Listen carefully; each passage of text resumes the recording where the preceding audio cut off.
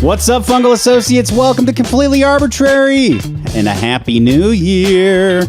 My name is Alex Crowson. Oh, by the way, this is the podcast about trees and other related topics. Oh. I've already given you my name over there on the couch, Casey Clapp. It's me, Casey Clapp. I told you we'd be back, everyone. Happy 2026. Happy 2026. Season X. Season X for extreme trees. Extreme. Casey. Yes. I would like to say to our listeners, if you didn't listen to last week's big announcement, all caps, you should definitely go do that before I say the end is pear. Why? Come on. You know what? That was a good one. It's okay. It's pretty good. Casey wrote a statement. The title was The End is Pear. And he said, like the end is near. Yeah. I thought it was pretty good. I thought it was good enough to bring up on the show. Thank you. I appreciate it. But I'm kind that. of making fun of it. I Sorry. know. I'm like, which is it? Is this like a dinner for schmucks situation here? Yes.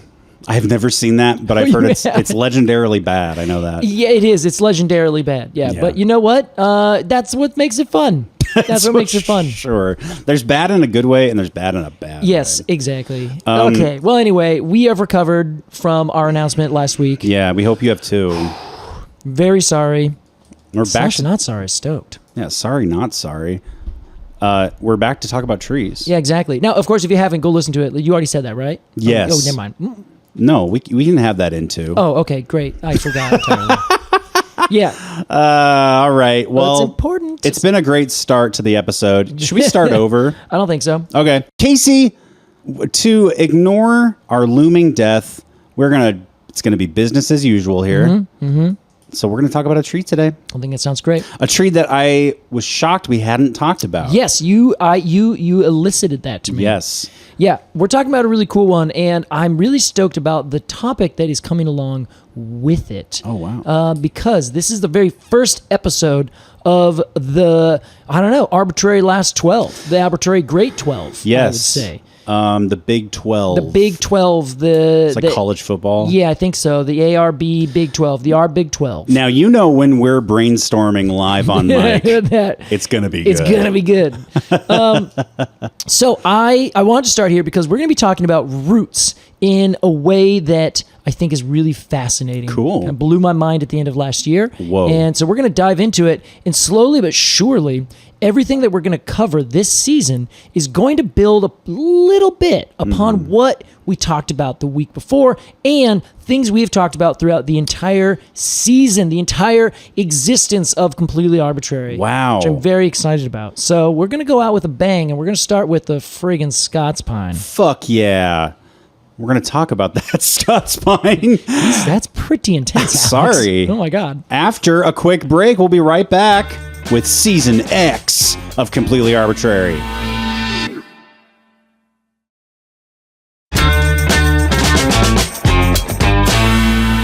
Welcome back to Completely Arbortrary. Today we're talking Scots pine. When you said welcome back, it sounded a little bit like you were angry. Welcome back. Oh, geez, sorry. Do you want me to go? No, sit down. Today we're talking Scots pine, Casey. That's right. Scientific name is Pinus. Yes. I keep wanting to say Virginiana, but I'm almost positive that's not right. No, definitely not. That would Okay. be of Virginia. Of course. This one is of the forest. Pennsylvanica. Not Penn's Sylvanica. forest. Yes, of there course, you go. Pennsylvanica. Yes, this is Idiot. Pinus sylvestris. Fucking idiot. You are an idiot. Stupid, Alex. You're stupid. You're stupid. Hey. No, I'm sorry. What? I was just agreeing with you, buddy. I can say it. Yes, this is Pinus sylvestris. And no, you're not stupid. You're a smart boy. Sylvestris. Thank Yes, you. which means of the forest. Oh. Yes. So exactly the same as all the other things you were thinking of. So it's a pine of the forest. It Great is- name. Yeah, Very wow. original. Really good job. Linnaeus, if that is your real name. Well, let's pretend, as we do every episode, that you and I are in a forest and we come across some Scots pine. Casey, let's ID this tree. All right, let's do it. So one fun thing before we get too far into this is that this is the pine. This is capital T, capital P, the pine. This is, as our friends in the bad company would appreciate, this is the type species of Pinus in the section Pinus in the subsection Pinus. Whoa, this is the purest, most distilled pine tree you can ever imagine. It is perfect. Wow. That means that essentially when Linnaeus, the taxonomic creator of the system we have right now, basically said, what is a pine tree? He said this, and he pointed at the Scots pine. Oh, it's the Pinus type sylvestris. species. It You is said the that. type species, Okay. exactly. Wow.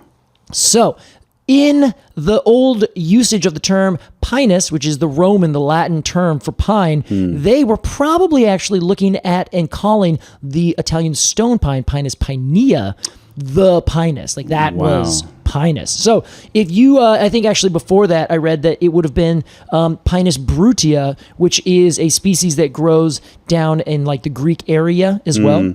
Very closely related, all these different species are kind of in the same general sections. Pinus brutia. Yes. I think that's the tree that betrays you and stabs you with a short sword. It's exactly what it is. Yeah. It was 17 or 30 sometimes. A2 Pinus brutia. A2 Pinus brutia.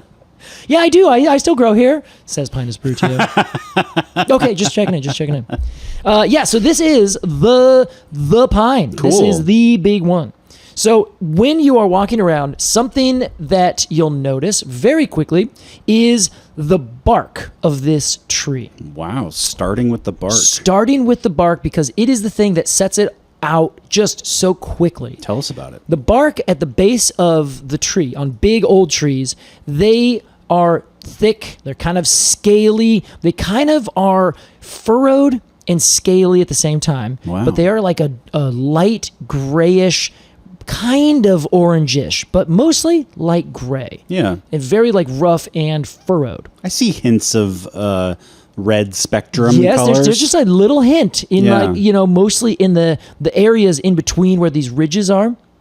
As you go up the stem and you look out to the younger branches and the younger, tallest points on the main twig, the main stem, excuse me, it's going to be the world's most flakiest, brightest orange you've ever seen in your life. The new stems. The new stems. Wow. The younger, more recent stems. Is that true with the main stem when it's first a little cotyledon? Exactly. Well, not a cotyledon, a little bit bigger than that. I know. Yeah, you knew, and we know you knew. Tisk, tisk, tisk. Painted myself into a corner. You did. But with a fucking with an orange corner. with a pedantic. Oh, I'm a pedantic. Oh, I'm saying, but actually, person, I see what you're saying. Painted myself into a corner with a pedantic. Yes, well done. Who immediately says, "You painted yourself into a corner." I'm just calling it as I see it, okay, buddy? But yes, so all of the smaller diameter, but not like tiny, somewhere between probably 6 inches and about maybe 12 or 15, 16 inches. It's going to be like the most flaky and brightest orange like in the world. It's gorgeous. Beautiful. Yeah. Really super stunning, very easy to tell because that is one big, very consistent characteristic of this tree. Why? That's a great question. I don't think there's any necessarily good reason for it. It's flaky most likely because it is fire resistant. So having those flakes as fire comes through, the individual flakes kind of pop off and the fire doesn't really catch on and like go up the tree. It just kind of goes whoop and the thing kind of gets burned on the base and then the fire continues through. It's like if your shirt catches on fire, it's like taking your shirt off. Yes, That exactly. way your body is safe. Yeah, precisely. Yeah, Okay. yeah. That's a fine way to look at it. It's the same like puzzle piece bits you see on ponderosa pine or Jeffrey pine where as the fire comes through, those individual outer scales will burn, but things on the inside won't actually get too hit. Very fire resistant. Great. And then to contrast this beautiful orange bark are the needles. Oh. The needles of this tree are in pairs of two. A 2-needle pine. 2-needle pine. And it is the only 2-needle pine that has a bluish cast all over the needles. Wow. They're covered in a glaucous color, so when you see them from afar, they look like a bluish green. See them up close, they look really blue, and you'll see them contrasted intensely with the orange bark underneath. Oh my God. And in some cases, it is quite handsome. Yeah, it's looking good. Now, is that glauca? Yeah, glaucousness. Is that glaucousness a bloom? It is, yeah. stomatal bloom? It's a stomatal bloom, and it's all over on either side, outside and the inside of each of those leaves. I always like to think of stomatal bloom like sunscreen. Yeah, I don't know if fair. that's what its actual purpose, but I like to think it is I think that's going to be what I consider it now. Great. The actual purpose is sunscreen. to protect it from the sun. Yeah, it does happen that way in certain species, like in the Engelmann spruce and the Colorado blue spruce. In drier areas, they have more glaucous foliage. See? Because of that exact reason. There you go. So that's fair. Okay. So if you see a tree with bright orange bark and bluish tinged foliage, you are probably dealing with a Scots pine. Did we already say where this grows natively? No, we haven't. Okay. Because Are you saving that? I'm saving that. Okay. This is very exciting. The one tree that you could get this confused with that would be planted in the landscape near it often is the Japanese red pine. Okay. That's Pinus densiflora. Okay. So the difference between the two is that one, the Japanese red pine, has green leaves and they are tufted at the end of the twig, kind of like a paintbrush with really sparse, I don't know, foliage. What are paintbrush? What are Hair? hair? Let's go with hair. Maybe. Wow. You ever realize you don't know the term for something that's so like you realize you kind of like I didn't know the word for that. But it's such a ubiquitous thing. Yeah, exactly. Fronds. The brushes of the brush. The brush, yeah. Or the hair, the brush hair. Well, anyway, yeah, it's going to be green. It's going to be tufted in the Japanese red pine. Okay. Let's just move on, Alex. Don't look back. But then on the Scots pine, it is it goes way further down the twig. So the twig looks more like a bottle brush, way more fuller and consistently covered. Okay, interesting. Yeah. It's kind of a nuanced thing. Of course, buy my book, even though it's not Christmas time. Do it anyway. And I have a picture comparing the two very specifically. Of course you because do. you gotta. You just gotta. Definitely. So that is the main way you're going to see this tree.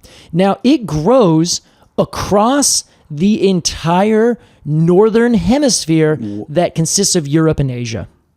Got it. The entire thing, like from eastern Siberia all the way across to southern Europe, like in Damn. Turkey. Wow. It's crazy. Wild. Yes, so go look this up on, you can go to our site if you want. You can click on the extra notes, I'll say the map, and that will go to a Wikipedia page that shows the range. It's insane.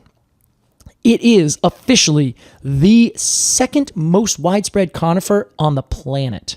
Oh my God. The first is the common juniper, which I would not have guessed that. yeah, honestly, no one else does either, because you can find it saying this is the most widespread conifer. It's the most widespread coniferous tree, whereas the common juniper tends to be a shrub in a lot of different habitats. I see. So give it a little grace. But the Scots pine is a tree. Scots pine grows as a tree. It's Okay. exactly right.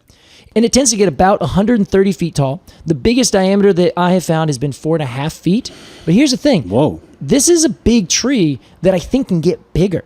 In the right conditions? Exactly. So it has been used by people for so long that it has actually gone locally extinct in places where it used to grow. Wow. For lumber purposes? Yeah, exactly. And Okay. just other things, like they build ships with it. It's got that big straight stem for the mast. Sure. They would use it for planks. They would get sap from it and use it to make ships waterproof and things like that. Mostly ships. There's a stuff. lot of ship stuff and like Ship-related building. stuff. Yeah.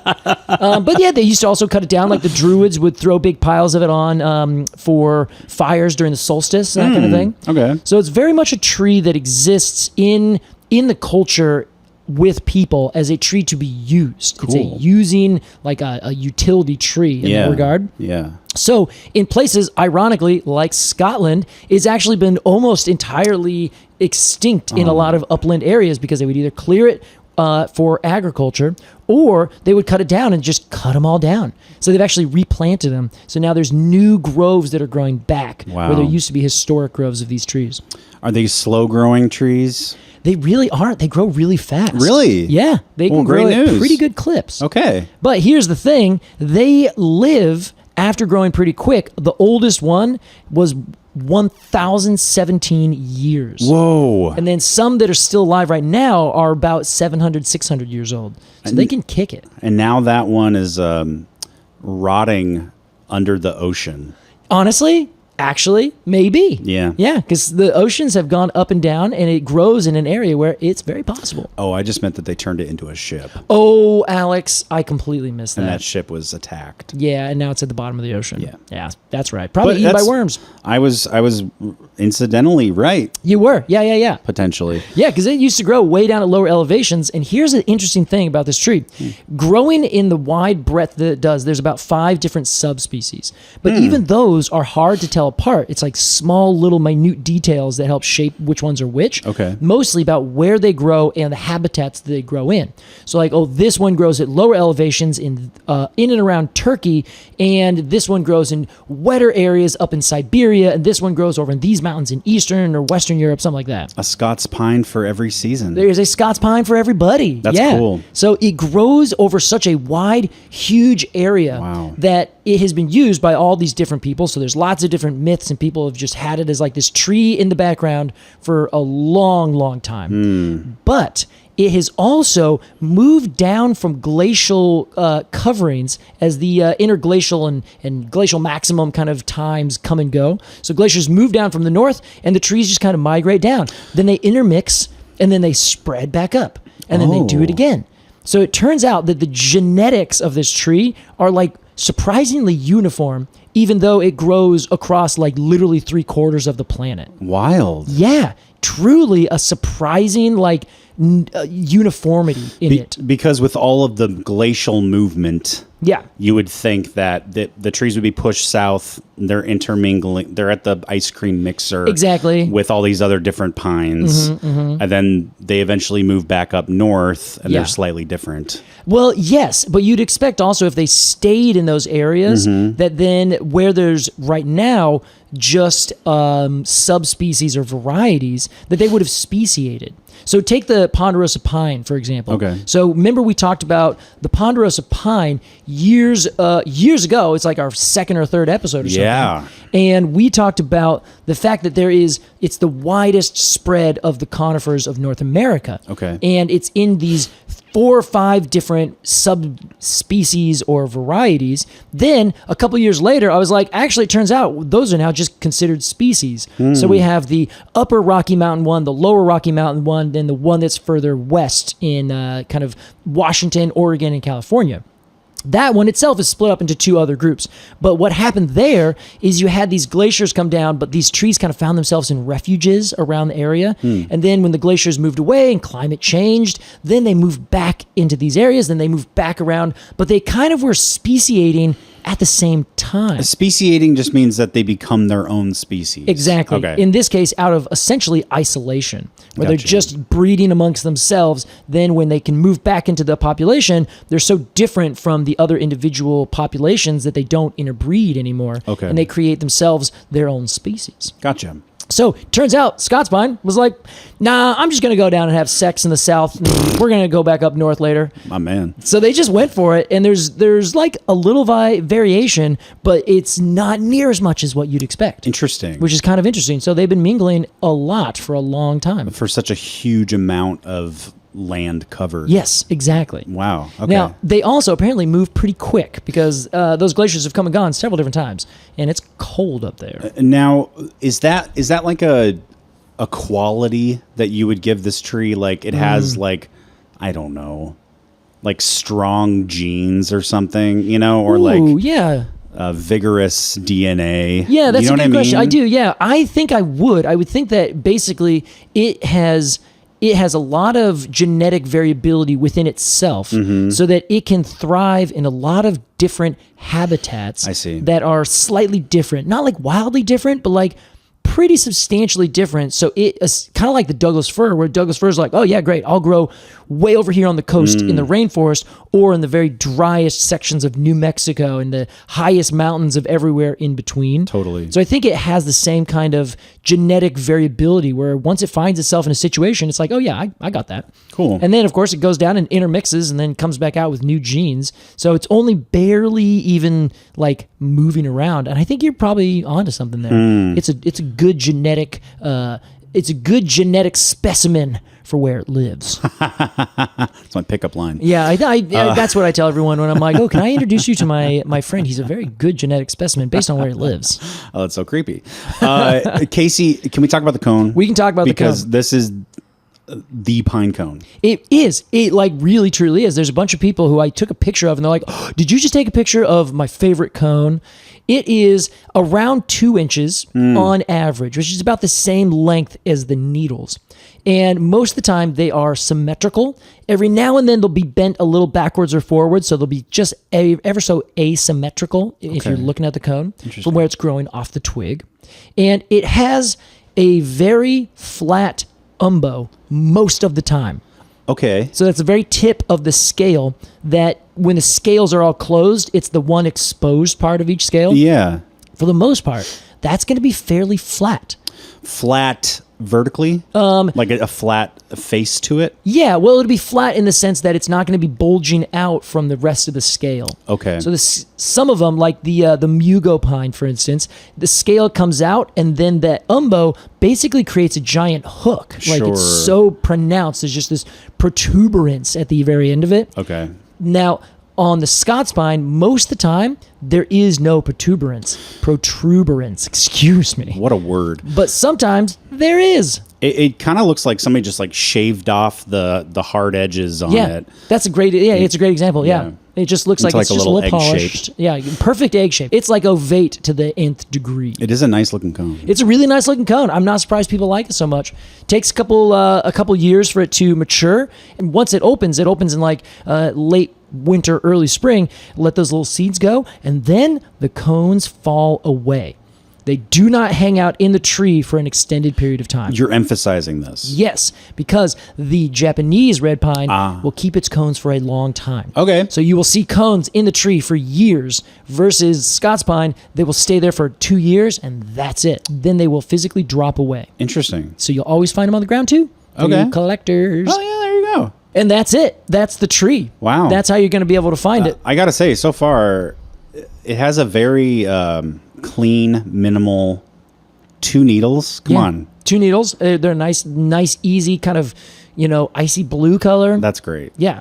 The gorgeous contrast between the icy blue and the vibrant orange, burnt orange bark. And blue and orange is like a They're complementary colors. classic, famous color couple. Yeah, looks great. It's with the Denver Broncos, baby. Of course. Yeah, as I know you were about to say. My heart and soul, the Denver Broncos. Boise State. But today, Alex, we're not actually going to be talking about the parts of the tree that you can see. I'm going to focus on the parts of the tree that you cannot see. The roots. Oh. Alex is like, I can see all parts of a tree. You could see the roots. You can see the roots, but you know what I'm saying. Don't give me that, you pedantic guy. I think pedantic, it could be a noun. Oh, you pedantic. Like you are a pedantic. Oh, I like that. Yeah. Okay, to be a pedantic. Yes. Okay, I like this.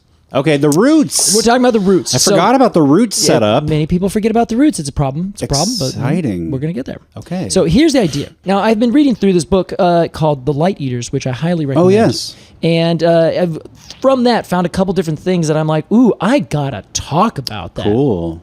And one of them we just covered, which kind of just really kind of threw me for a loop. I had to sit down and be like, holy shit, man. Whoa. A little mind-blowing root news? A little mind-blowing root news. And we can. How often do you hear that? Yeah, like every other day. Mind-blowing Maybe in root your news. circle. So what happened is I was casually reading about how trees can maybe smell was the idea. Smell. Okay. Yeah. So I Googled, can plants smell? Or do roots smell? And it came up with a bunch of people who had their houseplants in water, and they ran out of oxygen, so they lifted it up and it smelled like sewer. Oh. It's just becomes an anaerobic situation. Sure. So don't Google that. It's not going to get you anywhere. Gross. But essentially, the idea that Wait, hold on. Sorry, go ahead. You're saying plants smell as in a verb, or you're describing them as they stink? Exactly. So Google thought I was describing them as they stink. But you meant... in the original way of they have a sense of smell. Okay. Which blows the shit out of my mind. I mean, if true. If true. Now, okay, so here's the deal.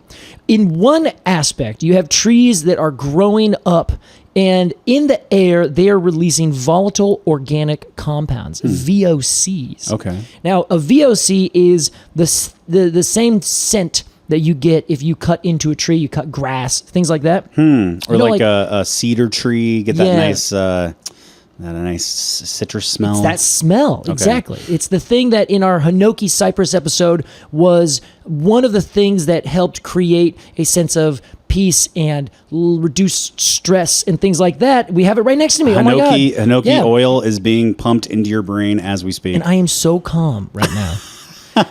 So that is a volatile organic compound that the tree produces. Now, all plants produce a certain amount of them in the air from their leaves, and it is a response to either whatever is happening in their environment. Maybe they're getting bitten by a particular insect. Okay. They will actually know the saliva of that particular insect and then produce a chemical that comes from their leaves out to the rest of the world to get that particular insect's predators to come and eat them. Oh, so it's not to get rid of the insect, it's to call the predator. Yes, which will then get rid of the insect. The predator. Exactly. The predator will come from outer space. With the dreads. And it will pick off every single little caterpillar. Cool. So that is one way that we know. Wow. And certain trees most plants will be able to smell above ground when this chemical gets put out. So the other trees smell it as well, not just the animals? Yes. So if I get eaten by a caterpillar, my finger starts getting nibbled on, I'm like, whoa, my finger's getting nibbled on. Then I produce this, my finger's getting nibbled on pheromone. Then you're like, oh, hey, wait, Casey's finger's getting nibbled on by this insect. Produce this pheromone. Then you produce that kind of in earnest. So if you start getting your fingers nibbled on, then you are now already protected. You're already calling in the insects to help protect you and get that get predation going on. And you also get to make more, you get inclined to make certain chemicals to put in your leaves that make them less tasty. Or maybe even kill the caterpillars. Sorry, I have so many questions all of a sudden. No, please. So the tree tree A is getting eaten by a caterpillar. Yes. Tree A releases pheromone. Uh-huh. Tree B smells tree A's pheromone. Yes. And says, that guy's hand is getting eaten. Uh-huh. So I will also release the same pheromone. Yep. Now, that pheromone that both of these trees are releasing is attracting a bird. Mostly wasps. Wasps to come eat the insects. Yeah. Or to predate them, or like put their parasite in them, lay their little babies inside.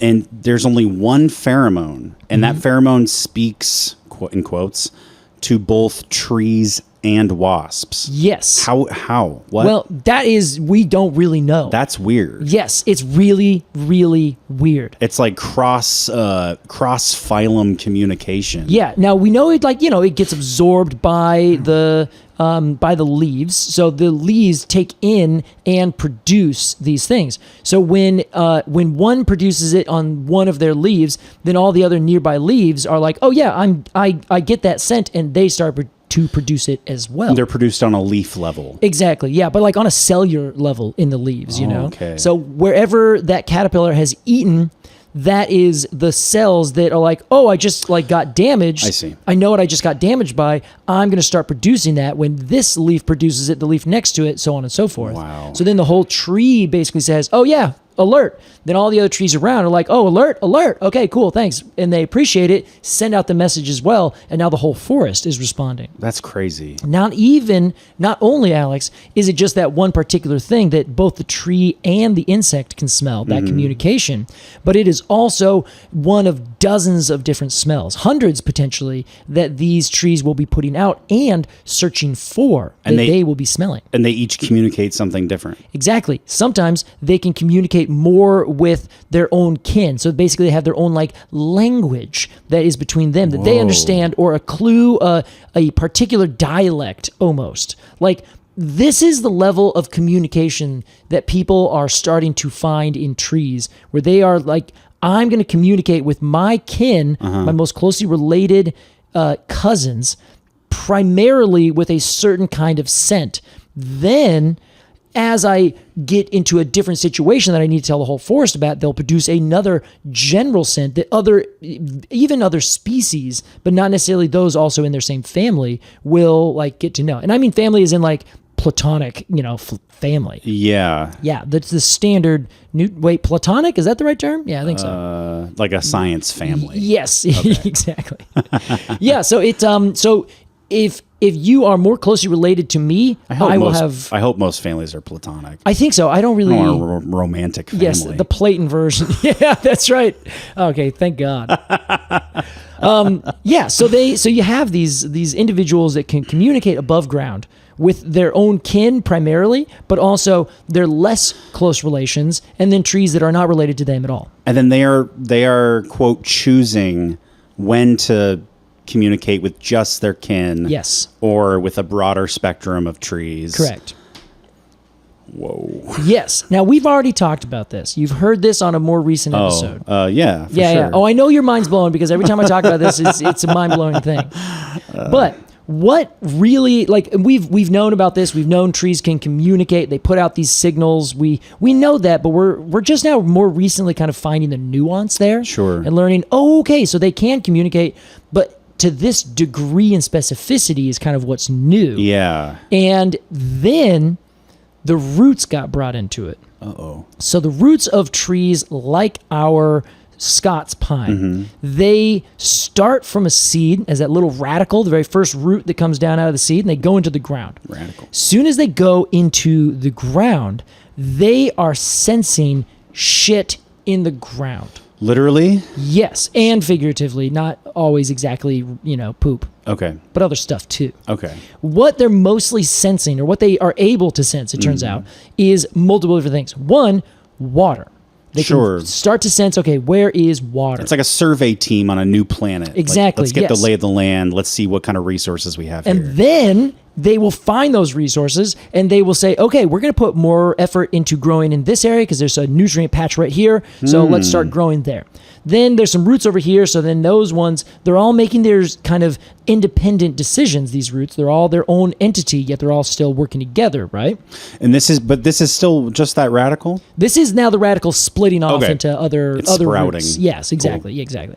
So that little root, that primary root, and all the new ones that start to branch off of it are working independently to find and extract all these different resources. Wow. And they find water and they absorb nutrients through the water because they're essentially dissolved in that water. So they suck up the water and it's got the things they need. Sure.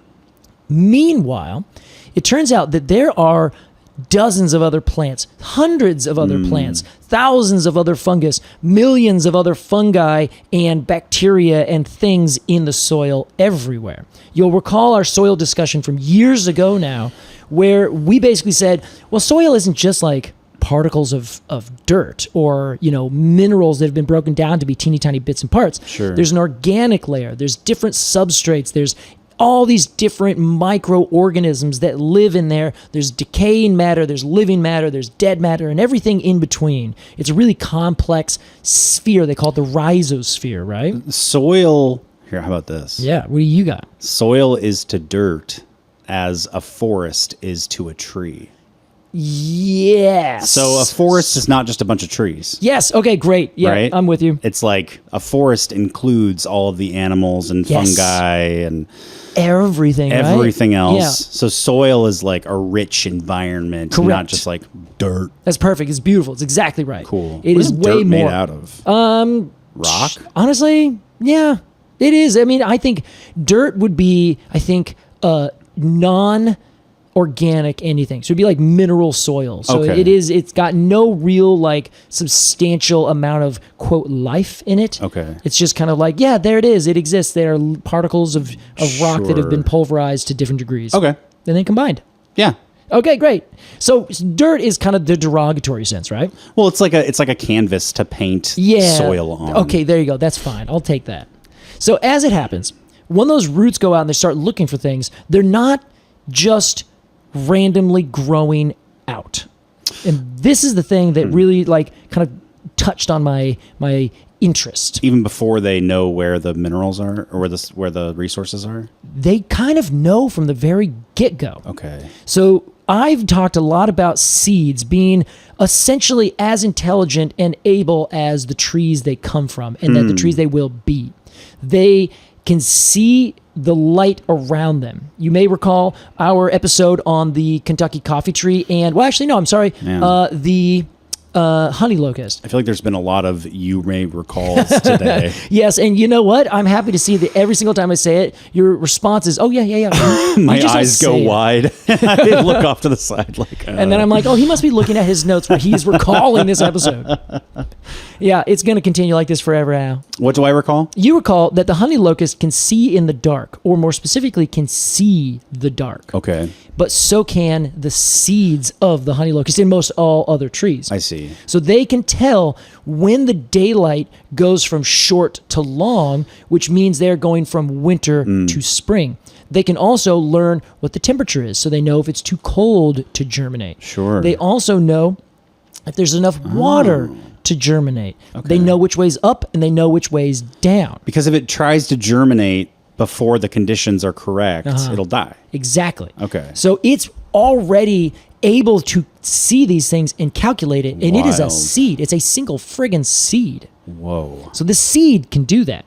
As soon as it decides, okay, now's the time and I'm in the right place, then it is essentially taking all the cues from the soil that it's on, from the air temperature and the moisture and the humidity and all this stuff around it, to say, I'm going to go and I need to find these things. It's already got its lunch in the seed, so it's got a little bit to start with in terms of nutrients and ability to kind of metabolize what it's got. Its lunch packed with it, so to speak. Sure. Sends the roots down, and the roots also are smelling. They are moving around and picking up scents from other trees of their same species, of their same genre, and of all the other trees around them as well. Hold on. Yeah. Okay, so when a leaf, quote, smells, which I don't like that word for this. Okay. I think I Senses. it's a little sensationalist. You know, Okay. Yeah. Maybe sense, yeah. When a leaf, fuck it. When a leaf smells a pheromone from that tree over there, it takes it in through the stomata. Yeah. Roots also have stomata. No, roots don't have any stomata. Don't roots have they have ports of some kind? No. Not really. So no. how are they taking in these different pheromones? They are osmosing it in the water. What is that? So osmosis, you may recall. I do not. From my I do not. Casey, stop saying from that. my sophomore year of high school. Yeah, right. So osmosis is essentially the movement of concentration in a solution from high concentration to low concentration. Okay. So imagine you have two pools of water. One is fresh and one is salt. Okay. They are separated by a small semi-permeable membrane. Okay. Slowly but surely, the salt will move over from the higher concentration salted water to the lower concentration not salted water until the concentrations of salt on both sides of that barrier are exactly the same. This is like taking a hot pan and putting it on a cold counter. The counter will get warm, but also the pan will get cooler. Exactly. Until they're the same temperature. Until they're the same temperature. It's precisely it. Yes. That's osmosis. That is osmosis on that like lower small chemical level, right? Okay. So the roots are touching the water. Yes.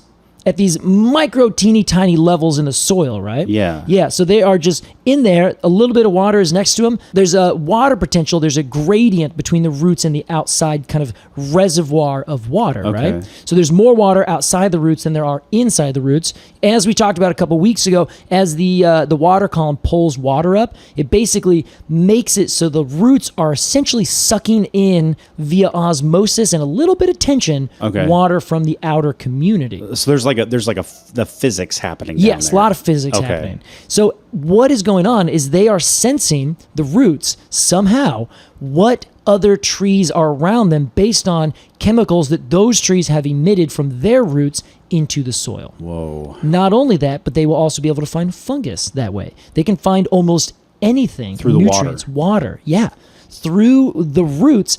in one sense, in one regard, using the sense of smell, and this is definitely me using it in a lowercase s sort of way. Sure. But the roots are not just randomly moving out in every direction at once trying to do anything. They're moving out intentionally in certain directions because they are smelling and sensing different things. They will get close to their kin, but not actually like take over their kin's space. So like what I'm doing right now is holding my fingers up in like fours, and the roots are coming out from the left and the right. They sense their buddy and they're like, oh, okay. And they just stop right there. Oh. They don't compete with their closely related cousins because then that's not good for them. They are like, oh no, I'm not going to compete with you. You're my homie. Then if it finds a patch and there is a different species, then it will say, ooh, but you're not my homie. I'm going to go compete with you. And then it pushes its roots further in and does a lot more literal competition with the roots of non-related plants. So, okay. There's a lot of me stopping you to clarify, but I think that's important. This is very important.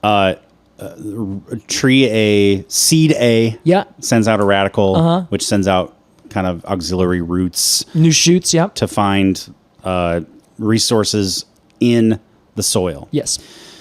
The water in the soil is full of pheromone. Are we calling them pheromones? Yeah, signals. There's different things. Chemicals. Yeah. Sent from the roots of other trees. Yes, and this is scent, i.e., S-E-N-T. Yes. Yes. Nice. Okay. So root A or tree A. Seed A can smell the water through osmosis and say, ooh, maybe not this particular, but 50 feet that way, there's like a tree that is going to completely dominate us if we try to grow that way, right? Or 20 feet that way or whatever.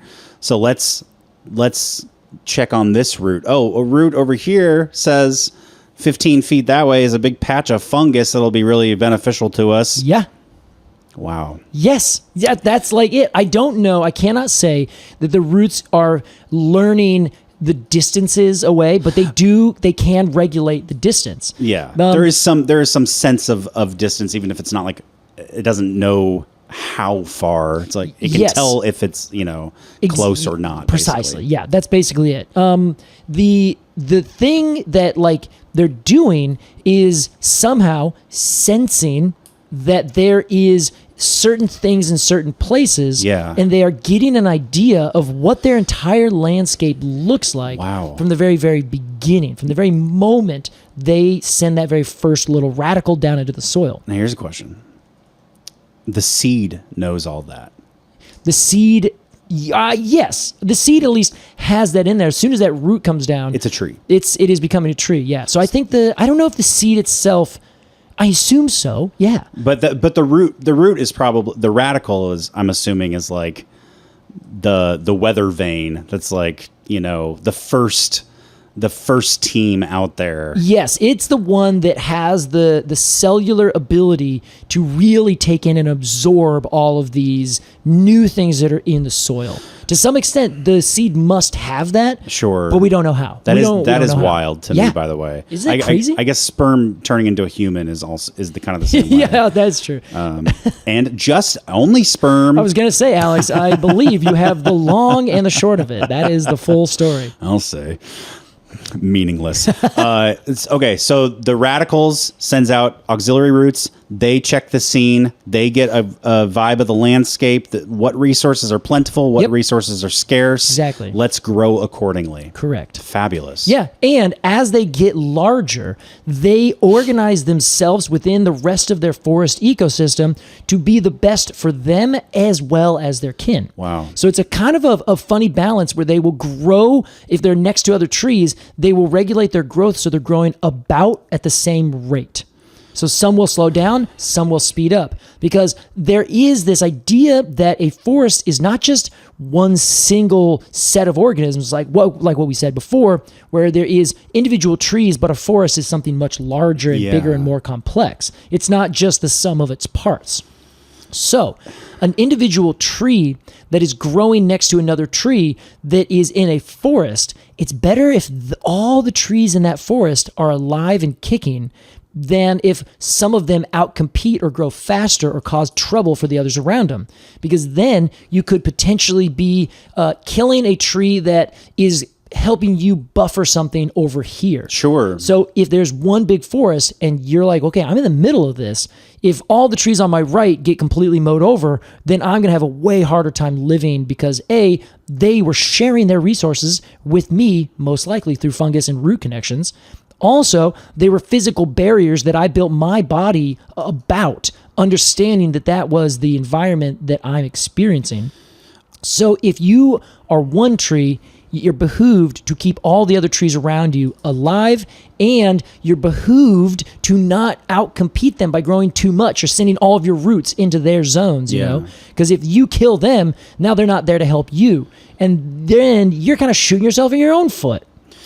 Wow. I mean, like, that is Your own life, root. right? That is like all living things kind of behave that way. Yeah, well, except for humans, honestly. But Well, yeah. sure. We have the curse of intellect, Oh, unfortunately. yeah, if that's what we can call that. But if we were just, you know, I don't know, dumb animals looking to survive, we'd probably be a lot smarter. Exactly. Ironically. We'd probably be more socialist, honestly. But it's a talk for another time. Let me clarify something. Yes. Let me ask for you to clarify something. Okay. You said that, say, a black pine Yeah. is sending out roots and it finds the roots of another black pine and it says, oh, there's my border. I don't want to compete with my other black pine friend. Yeah. Because we are the same species. We're All buddies. right. Yeah. Goes over to the left. Oh, it bumped into a red thing. Pine. We should do Scots pine. Scots pine. Great tie-in. And it says, oh, I'm not a Scots pine. Yeah. That's a Scots pine. I'm not a Scots pine. Does it still try to compete? It is more likely to, yes. Okay, but it would still behoove our first tree to not try to compete because this is a forest situation. Exactly, yeah. So depending on the species and kind of how the forests work, sometimes, well, I should say what people have noticed is that it is more likely that trees will be one big forest and prefer that, but they will be more preferential towards their own species and more preferential still towards their closest kin. Even trees are speciesist. Yes, they are. Crazy. Yes, it's crazy. That's amazing. And how this works with the roots is you can imagine a root essentially going down and starting to spread out. They are foraging organs. So these roots are out starting to forage around to find the different resources that they need to survive. And they are using essentially the growing tip of the roots as a means of basically saying, ooh, what's over here? There's that thing over there. I know all the things around me, and they are reading that rhizosphere using something that isn't vision. It could be only considered absorbing the chemical signals around you, which is, I don't know, taste or smell at the best. Sure. So touch. Yeah, but you, definitely touch. I should note on that, if they hit a thing, they'll react and move around it. Oh, sure. Yeah, like a rock or a stick or something. Wow. So the roots of our Scots pine that's growing across the entire northern half of Asia and Europe. Each one of those roots, no matter where they are, if it's in Turkey or Spain or Scotland, anywhere in the middle of Europe and all those mountains, anywhere across Siberia, those roots know their friends. They know exactly who is who. They know where to grow. They know who to fight. They know who to be friends with. And they are constantly smelling their way through the soil, finding the different things that they need, especially if it's their friends. If it's their friends, they will find themselves, they will graft together, and now you have this network that is not being created by accident. None of this is just, oh, I happen to be here. Oh, you too. Oh, whoa, now we're grafted. Cool, we're one tree. This is trees moving together with something that can only be considered intention. Sure. Which is the craziest thing that people are now kind of trying to say, yeah, plants are having way more impact on their own lives than we ever thought they did before. Plants are conscious. They're conscious. It's what it seems like. Maybe we'll talk more about that. If we cut down a tree, Yeah. you think it hurts? No, that's a question that's come up a few different times. I think it has a same response that we would say pain, but they don't have the same kind of nervous system response that we do. So if you cut a branch off, for example, the whole tree will have an electric shock go through it that says something just happened right over there, and now I need to respond to that. But I don't know that the tree itself has the response of pain in the sense that we have that same response. Religiously, I'm an agnostic, but I kind of also feel that way about science. Because if you look at history, there have been many scientists who have been sure that this is the way that it is. Okay. And then one person comes along, Galileo, suggests this completely batshit idea that today is common knowledge. Yeah, exactly. Yeah. And so I think about a lot, like, what are those things going to be that, like, someday there will be a mind-blowing, totally universal discovery that applies to all science that we just can't observe yet. Because there are those things. Oh, so many. And honestly, right now, the plant world, I think, is, according to Zoe Schlanger, she is saying, that's like right now happening with botany. Really? And how trees are much more, if not intelligent, are much more capable and filled with their own agency than we give them credit for. Yeah. I just think that's very interesting. And it kind of makes me, I don't know, a little yippish.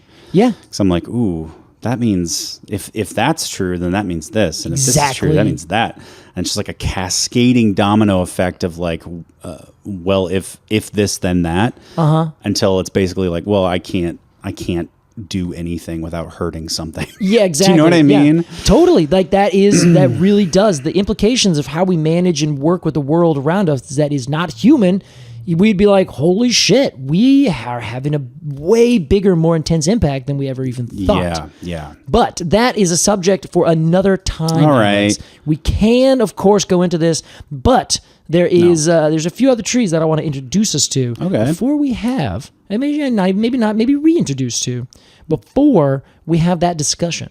Okay, great. Well, Casey, it's a great time for a break, I think. I think so, yeah. Get a lobotomy for my broken brain. So you don't have to worry about it anymore. Yeah, it'll be great. You're not going to feel any pain after this. Yeah, let's take a quick break, but we'll come back and we'll give a review and a rating to old Scots pine right here on Completely Arbortrary.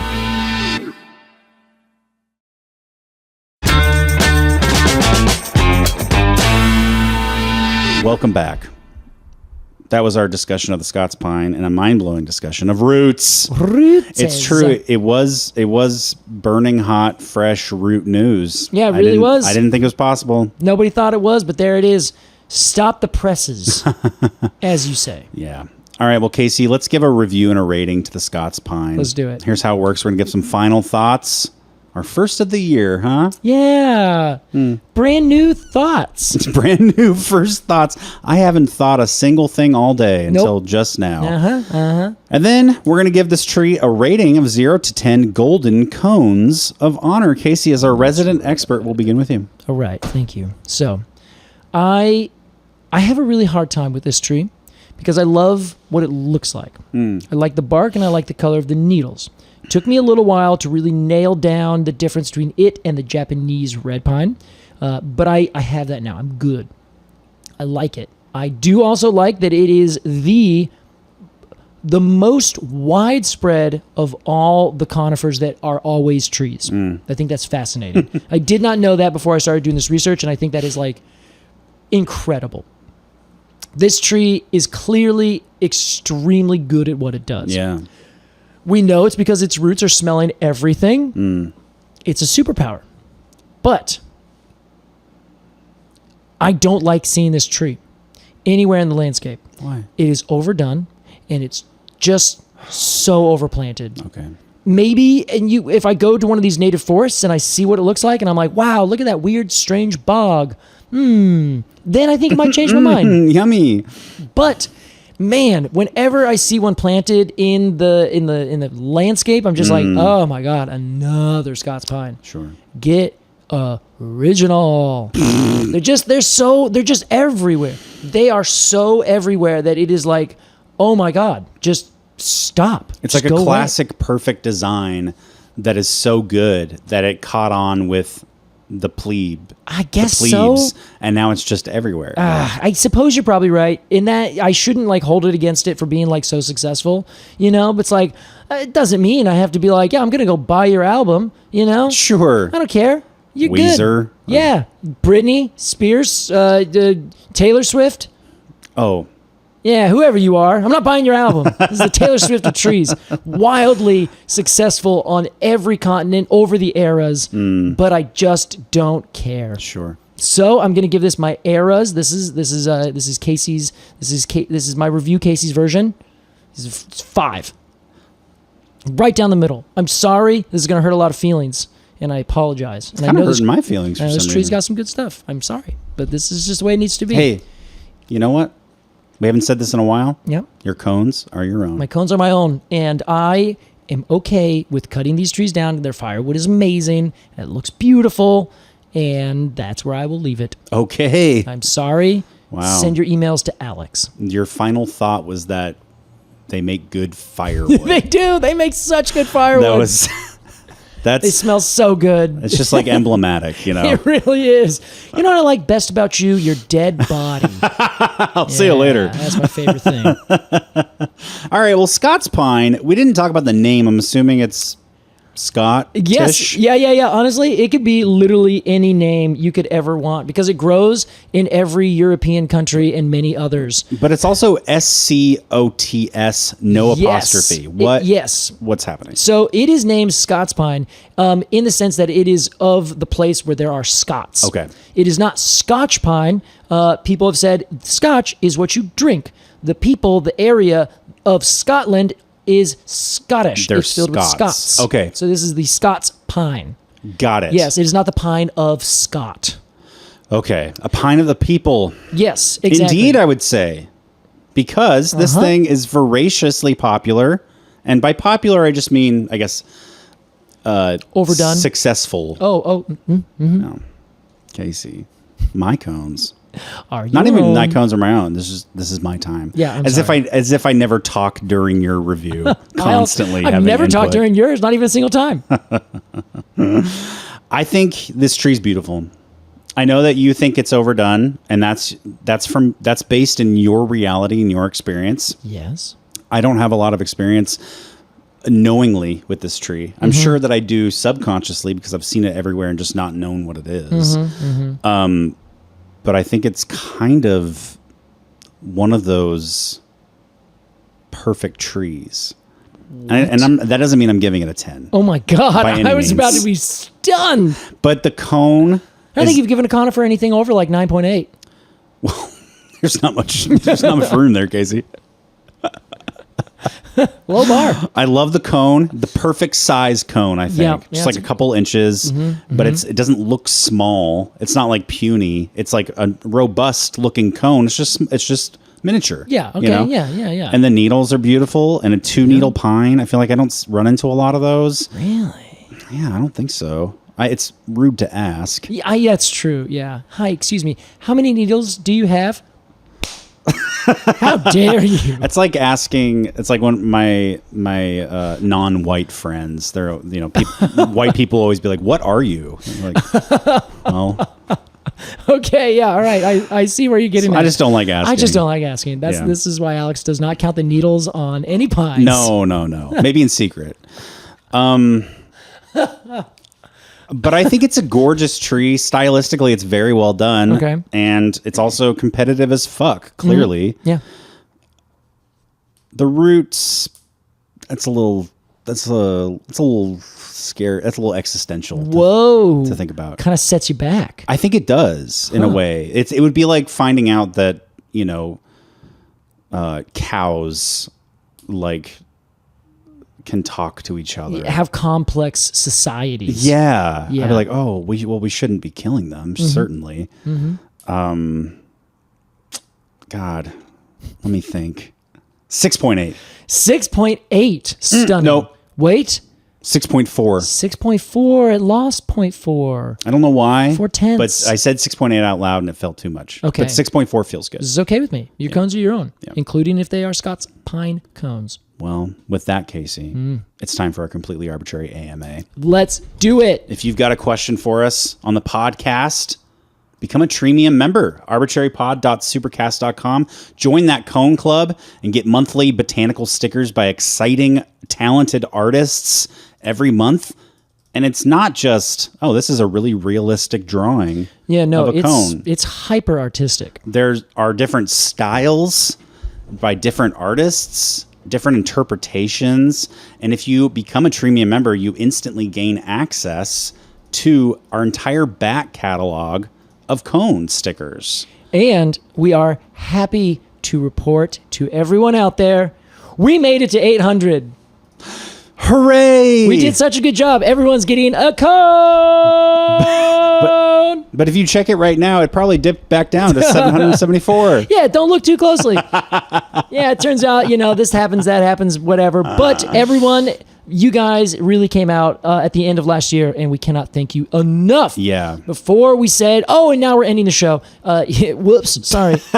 No, we're so thankful for your support at the end of the year. We sold so many cool sweatshirts and shirts. Oh my God. And Yeah. I'm stoked that everyone's getting their cone. I'm about to be sending that out right now because I've been gone for the last 2 weeks. So those cones are on their way. Hell yeah.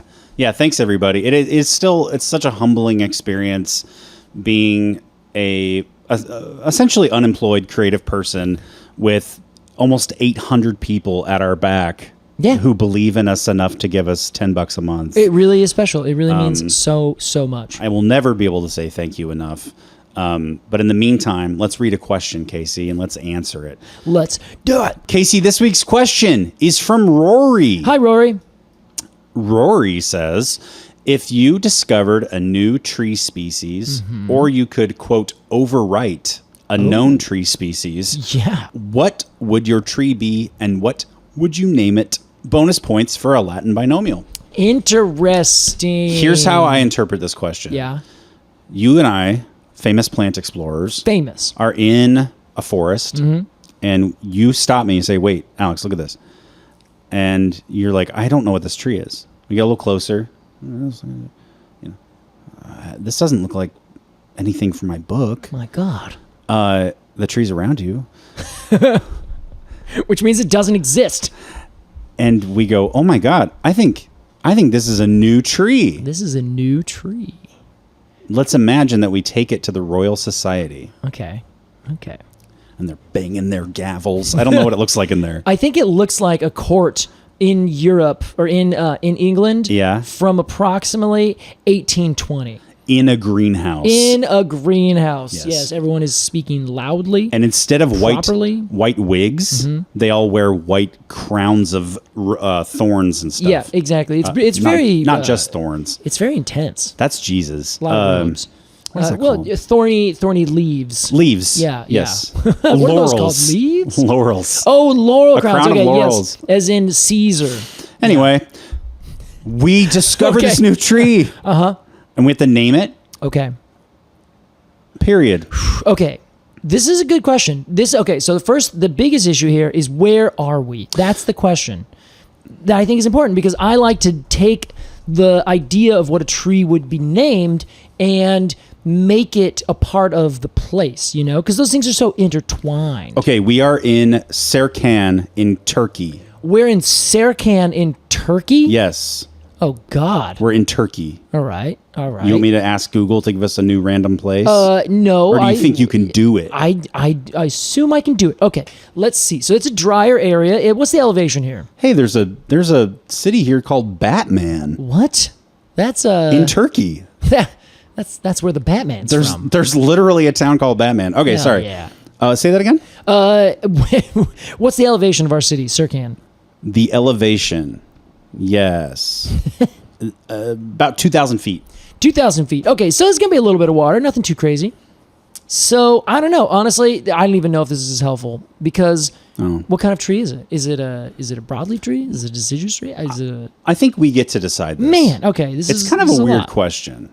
Okay. But it's interpretive. It's a complicated question. We got to interpret it. Yes. If I was to name... Like, what would you be most excited to find? A conifer, obviously. Yes, it would be a conifer for what sure. What family? I don't think I could choose pine because I think there's just too many pines. There's too many firs. They're already done. Spruces, not that interesting. You think the headline will get lost in the news I think if it it's would. a pine? Yeah, honestly, I think a hemlock would be cool. Cool. To find a weird new hemlock that has just tucked itself in some weird forest area What would in the make middle it- of like Europe. Totally. What would make it cool and weird? What would make it cool and weird would be it's going to be growing in a small grove where you're like, wait, what? Look at this tiny little thing. There's like a handful of acres of it, that kind of thing. Okay. And it would be growing in like an area that has probably been seen by people thousands of times, but not actually like doesn't have anyone living there now because of course they haven't cut down the tree. Okay. So that would be Suga. I don't know. I kind of want to be like Incognita or something like that. Like it's the hidden hemlock. Okay. That nobody has found. And it's just like right there. Just kind of normal hemlock cones, or is there something special about the cones? No, I think they'd be kind of interesting. Maybe it can be. I think what would be exciting is if it was a tree that was clearly and obviously some hidden link between like another closely related species. Yeah. So it could be one that like has a particular growth habit. Maybe the cones are pendulous, but they fall apart. Maybe they are. Maybe they're not quite pendulous, but they kind of stick on the tree in a way that kind of pops up in weird angles, like a larch or something like that. The missing link between two other hemlocks. Exactly. Or like one, the hemlocks and pines or spruces or something like that. Oh, okay. Yeah, I don't know. Cool. And I would want to name it after its situation, probably. Sure. Would be what I would want to do. Incognita. I like that a lot. Okay, cool. Yeah, it's the... Cool. Who knows where it's at? What's the common name? The common name, it would be the Turkish hemlock. Oh. Yeah, I would say so. Or maybe, is there like an ancient Turkey thing? I know it's now like Turkaya or something like that. Oh, yeah. That's, I think in Turkish, it's spelled with like a Y-E at the end. Yeah. I don't know. What are those? Are there mountains over there? Could it be like the Balkan hemlock? Sure. Yeah, let's call it that. Why not? The Grecian hemlock. This is probably more thought than actual scientists put into it. Yeah, probably. Based on some of They're these names. Some of them are very good. They definitely would not be after a person. I hate that. I don't support that at all anymore. Yeah. Want to be new, brand new. Well, here's what I would do. What would you get? Yeah, What I would do. I would be in a tropical place. Uh-huh. And I would come across a tree that looks like it's kind of growing something that looks like a mango. Ooh, okay. And my alarm bells are going, oh, I got to get those mangoes. I got to eat that. As long as it's not the death mango, I'm good with that. Oh, true. Oh, my God. Yeah. So I take a risk and crack one open. And I'm taking bites of it, but I'm being careful not to bite into the seed, which I know is there. Uh-huh. But then I push on it. It's soft. Like the seed is soft or something. So I like very gently bite into it. Yeah. But the flesh just keeps going and going and going. Oh my God. Seedless mangoes. A seedless mango. That's what you're going to find is a seedless mango. And here's the thing. The only thing I don't love about mangoes is that when you eat one properly, you have to turn into a ravenous animal. Yeah. It's not pretty. No, you have to eat it as if you are eating the dead corpse of the animal you just killed. Yes. Yeah. There's a time limit here before the vultures come and compete for it. So this mango comes in a banana style peel. It comes in a peel. And shape. So you can just, because the banana is a very convenient fruit to eat. So there's a parthenocarpic mango with a thick outer skin. Yes. And with no seeds. No seed. Or the seed is actually at the very top and stays there. Oh, so you can basically eat the whole thing, and then when you throw away the wrapper, the seed is basically just like in there. Okay, yeah. This works. And despite my efforts to convince anyone on this podcast that it's bad to name a plant after a white man, I would absolutely call it the Crowson mango. The Crowson mango. The Chromago. The Chromago. Or Alex's mango. Okay, okay, that's fine, I guess. Yeah. But what would be the scientific name? What is mango again? What is mango? Mangifera? Is that it? Sure. No, that's not it. Hold on. You're right. We gotta. No, it's like Yeah, Mangifera indica. Mangifera. This would be Mangifera crowsoniana. So you would name it after yourself. Or, Alex, if I'm taking the common name, that's not. Yeah, you can't do that. the scientific name can be legit. So what is seed in Latin? What is seed in Latin? Or like ova? Well, according to Google Translate, it's semen. Oh wow. So why don't you just use that? Okay. Mangifera. Mangifera semen. But it's it doesn't no have, seed. It doesn't have a seed. So it's and semen. Ansemen. Oh, Mangifera ansemen. That is hilarious. The no seeded mango. Yes.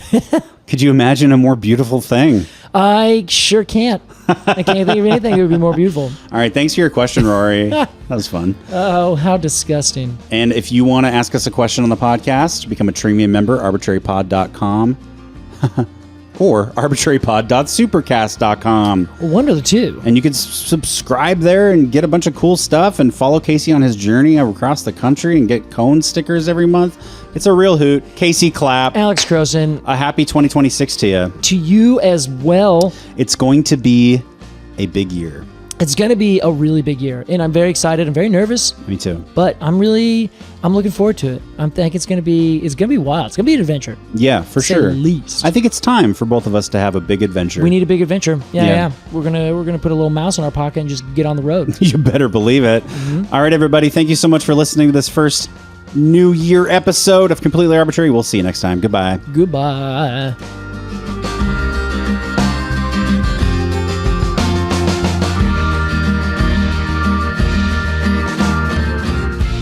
Completely Arbortrary is hosted by Casey Clapp and Alex Crowson. Our music is by Aves and the Mini Vandals, and our artwork is by Jillian Barthold. To support the podcast and get rewards in return, become a Premium member at arbitrarypod.supercast.com. Thanks for listening.